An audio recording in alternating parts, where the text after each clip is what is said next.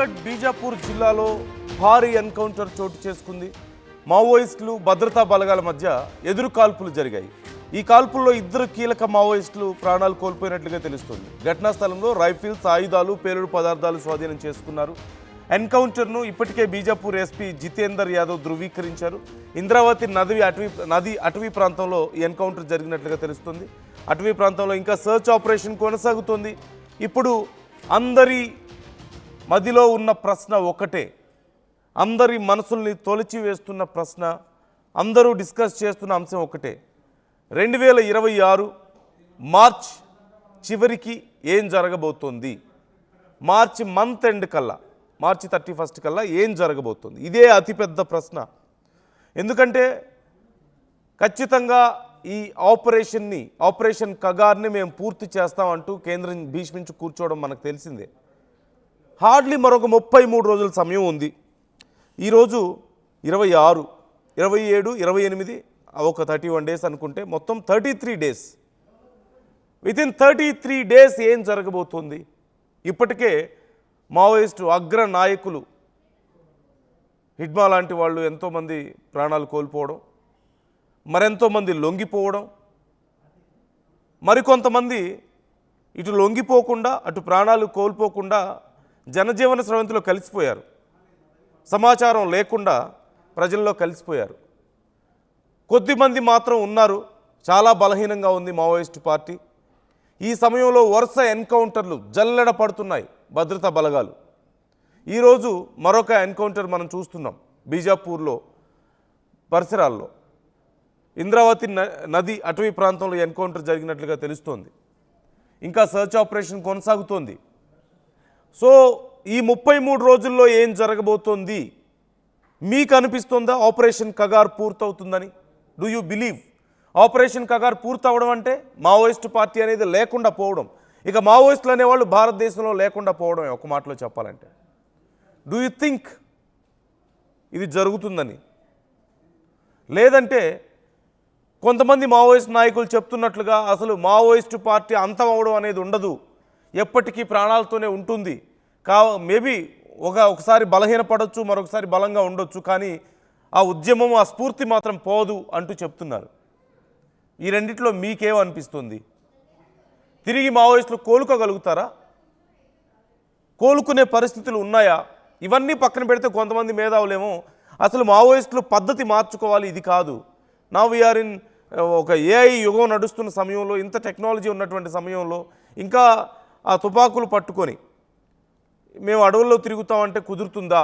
ఆ పరిస్థితులు ఇప్పుడు ఉన్నాయా? ఆ పెత్తందారీ వ్యవస్థలు, లేదంటే ఆ రకమైనటువంటి అప్పుడున్న పరిస్థితులు ఇప్పుడు లేవు కదా, పాతబడిపోయింది విధానం అని చెప్పి మరికొంతమంది అంటున్నారు. సో మీ ఒపీనియన్స్ని మాతో షేర్ చేసుకునే ప్రయత్నం చేయండి. ఉదయ్ జాయిన్ అవుతున్నారు, మా ప్రతినిధి. ఒకసారి ఉదయ్తో మాట్లాడదాం. ఉదయ్, మరొక ఎన్కౌంటర్ చోటు చేసుకున్నట్లుగా తెలుస్తోంది.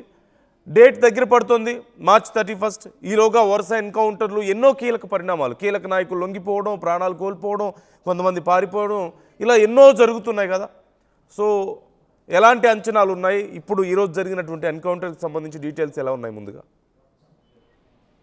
నందు, ఆపరేషన్ కగార్ ముగింపు దశలో చేరుకున్న వేళ దండకరణ మరొక ఎన్కౌంటర్ చోటు చేస్తున్న సమాచారం ఉంటుంది. ఛత్తీస్గఢ్ రాష్ట్రం బీజాపూర్ జిల్లాలోని ఇంద్రావతి నది ఏరియా ప్రాంతంలో ఈ రోజు ఉదయం తెల్లవారుజామున అటు ఛత్తీస్గఢ్ లోని భద్రతా బలగాలు జాయింట్ ఆపరేషన్ కు తెరలేపాయి. ఈ నేపథ్యంలో విస్తృతంగా సర్చింగ్ కోమింగ్ ఆపరేషన్ చేపట్టిన వేళ అటు అకస్మాత్తుగా మావోయిస్టులు తారసపడంతో అటు ఇరు వర్గాల మధ్య కాల్పులు చోటు చేసుకుంటున్న సమాచారం. ఈ కాల్పుల్లో ఇద్దరు మావోయిస్టు మృతదేహాలు ప్రస్తుతం భద్రతా బలగాలు స్వాధీనం చేసుకున్నాయి. ప్రస్తుతం దీనికి సంబంధించి బస్తర్ రేంజ్ జైలుతో పాటు బీజేపీ ఎస్పీ జితేంద్ర యాదవ్ కూడా ఎన్కౌంటర్ ను ధృవీకరించారు. మొత్తం ఇద్దరు మావోయిస్టు మృతదేహాలను ప్రస్తుతం స్వాధీనం చేస్తున్నామని, ఇంకా అటు ఘటనా ప్రదేశంలో సర్చింగ్ కోమింగ్ ఆపరేషన్ కొనసాగుతుందని చెప్పి ప్రస్తుతం సమాచారం అయితే ఇస్తున్నారు. అయితే మృతుల సంఖ్య ఇంకా పెరిగే అవకాశం కూడా కనిపిస్తుంది. ఇప్పటికే అటు దండకరణం వ్యాప్తంగా అటు భద్రతా బలగాలు ఆధిపత్యాన్ని ప్రదర్శిస్తున్నాయి. చాలా కీలకమైనటువంటి రైతులు ఈవెన్ తిప్పర్ తిరుపతి కావచ్చు, అదేవిధంగా మల్లా రాజిరెడ్డి, మల్లోజుల వేణుగోపాల్ అటువంటి సీనియర్ నేతలు, కేంద్ర కమిటీ సభ్యులు, పోలిట్ బ్యూరో సభ్యులు కూడా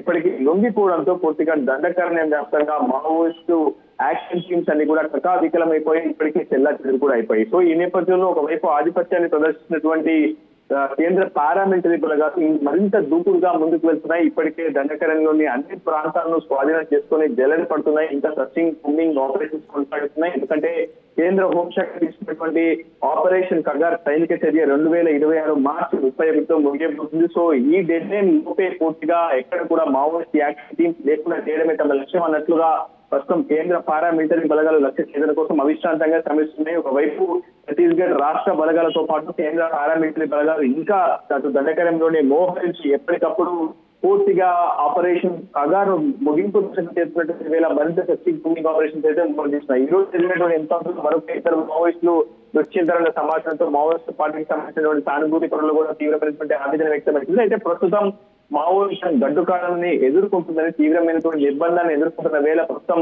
అటు జనజీవన స్రవంతిలోకి కలవడమే సరైనటువంటి మార్గం అని ఏకంగా పార్టీకి సంబంధించినటువంటి అగ్రనేతలు పోలీసులు సభ్యులే బయటికి వచ్చి లొంగిపోవడం చూస్తున్నాం. ఇటీవల తెలంగాణ రాష్ట్ర డీజీపీ శివధర్ రెడ్డి ఎదుట మావోయిస్టు పార్టీకి సంబంధించినటువంటి అగ్రనేత తిరుపతి ఎల్ఎస్ జయదీప్ పాటు మల్లారాజరెడ్డి కూడా లొంగిపోయారు. ప్రస్తుతం ఈ నేపథ్యంలో అటు 5 రాష్ట్రాల పరిధిలో ఉన్నటువంటి దండకరణ వ్యాప్తంగా విస్తృతమైనటువంటి లొంగుబాట్లు కనిపిస్తున్నాయి. దాదాపు 100ల సంఖ్యలో మావోయిస్టు యాక్షన్ టీంలను కూడా ఎక్కడిక్కడ లొంగిపోతున్నటువంటి సిచ్యువేషన్ ఉంది. కేవలం ఛత్తీస్గఢ్ లోని బిజాపూర్ తో పాటు సుక్మా ఇతర కొన్ని జిల్లాల మావోయిస్టు ప్రభావిత ప్రాంతాల్లో మాత్రమే ఎన్కౌంటర్లు చోటు చేసుకుంటున్నాయి. ఈ రోజు జరిగినటువంటి తాజా ఎన్కౌంటర్ లో మరొక ఇద్దరు మావోయిస్టులు మృతి చెందారు. ఖచ్చితంగా జనజీవన స్రవంతిలో కలిస్తే ప్రభుత్వం నుంచి అందాల్సినటువంటి సంక్షేమాంతా కూడా అందిస్తామని చెప్పి వారందరికీ తోడ్పాటుగా ఉంటామని చెప్పి భద్రతా బలగాలు బహిరంగ ప్రకటనలు విడుదల చేస్తున్నాయి. కానీ పూర్తి స్థాయిలో సర్చింగ్ కూంబింగ్ ఆపరేషన్ నిర్వహిస్తున్న వేళ ఎక్కడ మావోయిస్ట్ యాక్షన్ టీమ్స్ తారసపడిన ఎన్కౌంటర్ చోటు చేసుకున్నటువంటి ఘటన అయితే కనిపిస్తోంది. సో అత్యాధునిక సాంకేతిక పరిజ్ఞానంతో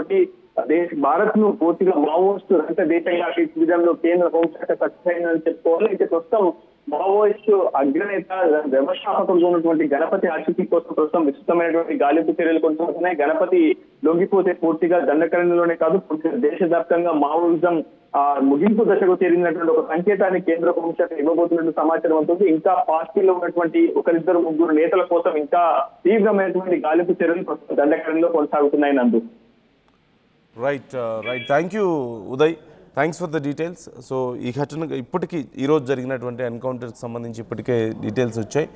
కాకపోతే ఏం జరగబోతోంది త్వరలో అనేది అతిపెద్ద ప్రశ్న. Operation Kagar impact is very clear and it's very massive. అందులో ఎలాంటి తేడా లేదు, ఎలాంటి డౌట్ లేదు. కానీ పూర్తవుతుందా లేదా అనేదే ఇక్కడ అతిపెద్ద ప్రశ్న. అంత ఈజీ కాదు మావోయిస్టు పార్టీ స్ఫూర్తిని పూర్తిగా లేకుండా చేయడం, ఆనవాళ్ళు లేకుండా చేయడం అనేది it's not an easy job. కానీ చాలా వరకు చాలా దెబ్బ కొట్టగలిగారు, కోలుకోలేని దెబ్బ కొట్టగలిగారు అనేది మాత్రం అర్థమవుతుంది. మరి ఈ రిమైనింగ్ 33 డేస్లో ఇంకా ఎంతవరకు వెళ్ళగలుగుతారు? ఈ కొద్దిపాటి బలాన్ని కూడా లేకుండా చేయగలుగుతారా? పూర్తి చేయగలుగుతారా? ఇదే అతిపెద్ద ప్రశ్న. అండ్ ఆఫ్టర్ మార్చ్ మావోయిస్టుల పరిస్థితి ఏంటి, మావోయిస్టు పార్టీ పరిస్థితి ఏంటి? డూ యూ థింక్ వాళ్ళు మళ్ళీ కోలుకోగలుగుతారా? తిరిగి తమ బలాన్ని పుంజుకోగలుగుతారా? అండ్ ఒక్క విషయాన్ని అయితే ఖచ్చితంగా ఆలోచించాలి. ఒక పోరాట శక్తి అనేది ఎప్పుడు ఇంపార్టెంటే, కానీ ఇప్పుడు మేబీ పందా మార్చుకోవాల్సిన అవసరం ఉందేమో అనే విషయాన్ని ఒకసారి ఆలోచించుకోవాలేమో.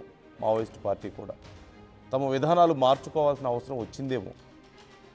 ఉంటారా లేదా అనేది పక్కన పెడితే ఖచ్చితంగా ఆ స్ఫూర్తి ఎప్పటికీ పోనిదే, చెరిగిపోనిదే, అందులో డౌట్ లేదు. ఎంత బలంగా ఉంటారు, అసలు ఉంటారా లేదా అనేది పక్కన పెడితే.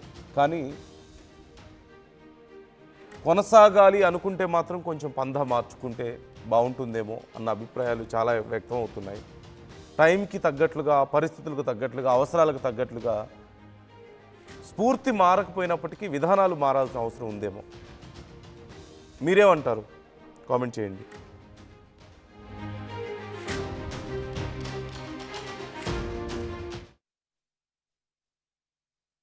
అసలైన తొలి వెలుగు. ఫాలో వాట్సాప్ @తొలి వెలుగు official.